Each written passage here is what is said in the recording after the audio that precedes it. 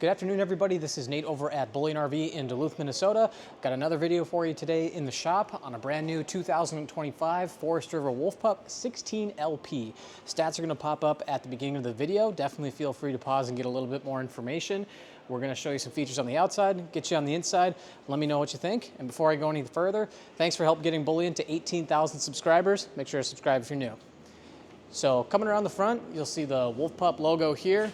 And I'm just going to say right off the bat here, for a floor plan like this one, it's the exact same thing as a 16 EV. Now the EV is a perfect unit for being plugged in and being at a campsite, and it's a smaller floor plan and it's a smaller bunkhouse floor plan for kids and 2 adults. Now if you want a little bit more versatility, this one again, like I said, is the same exact thing essentially as a 16 EV, but with propane. So coming down to the front, you'll have your single 20-pound propane tank, and then in the back you'll have your spot for the battery. Now the battery is installed and propane is filled at the time of purchase. So you'll have your rock guard sitting up front. Moving on over to the side. This doesn't have a slide, so this is going to be a little bit shorter of a video. Coming up front, you're going to have your hot water heater, fresh and city water connection. And for smaller tow vehicles, hovering down over to the left, you'll see we got a dry weight of 3,099 pounds. This is a single axle. A little bit further down, you're going to have your 30 amp service.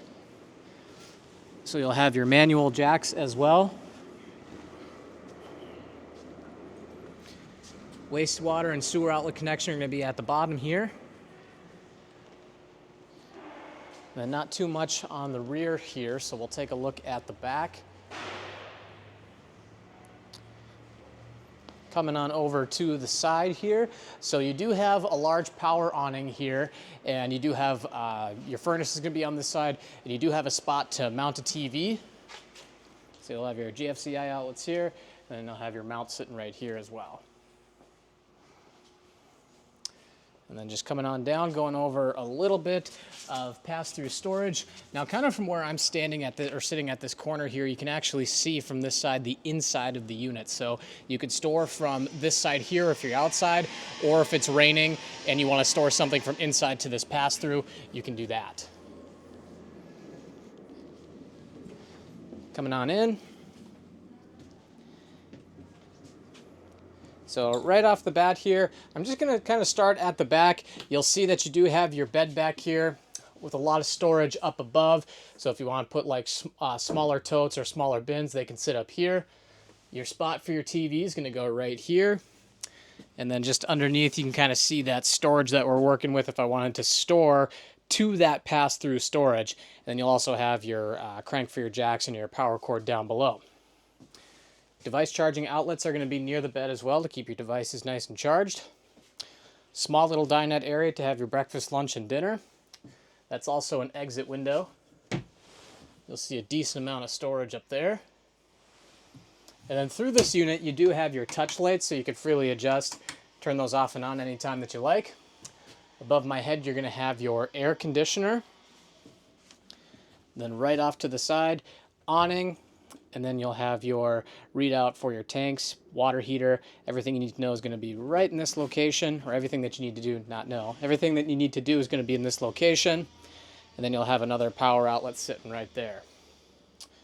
Now, jumping forward into the kitchen area, for a smaller unit, this actually does have quite a bit of counter space. Like I said, it's a perfect, kids and 2 adults unit, very lightweight, so it's good for SUVs towing 5,000 pounds, still good for trucks, things like that, but a lot of counter space here for the sink. You'll have your 2-burner gas cooktop. Got a decent amount of storage up above. And also a decent amount of storage down below. Bunks for the kids. Another bunk down below. And then you also do have some more. It's a little bit dark, but you do have some more storage down below so the kids can store their items in a tote or a bag, anything like that, or like something like that. Storage up above the microwave. We'll get a look at that. Again, kind of in close quarters, so get a look at the fridge. Then we got, this one just came in, so you got that kind of closed off, but fridge freezer area. Thermostat's going to be right in front of me off to the corner, so I'll just take a step back so we get a shot of that so we know where that's at. And we do have the vent up above my head. Now, kind of a basic bathroom. I mean, it's a smaller unit, so it's definitely, I mean, you're not going to spend 7 days a week in here, but it's definitely enough to get the job done. So, toilet's going to be right there. No crazy medicine cabinet, no crazy, double sink or anything like that in here, but, still enough to get the job done, but that's what we get with these lighter weight units. So, 6'1" for shower comparison, so it still works for me. I got the vent above my head, which would be kind of convenient if a nice breeze was coming through, but shower's definitely effective for taller people. But very easy to understand bathroom. So kind of just wanted to do a quick overview for everyone. Like I said, this is very similar to that 16 EV, just with propane. We do have, I believe we do, well, maybe we don't have the 16 EV, nobody quote me on that. But if you want more information on this unit, all my information is going to be in the contact box below. Feel free to call, text, or email me. Happy to help answer any questions. Let me know what you think in the comments down below. Make sure to like, comment, subscribe. Again, this is Nate over at Awning RV. Thanks for watching. We'll see you in the next one.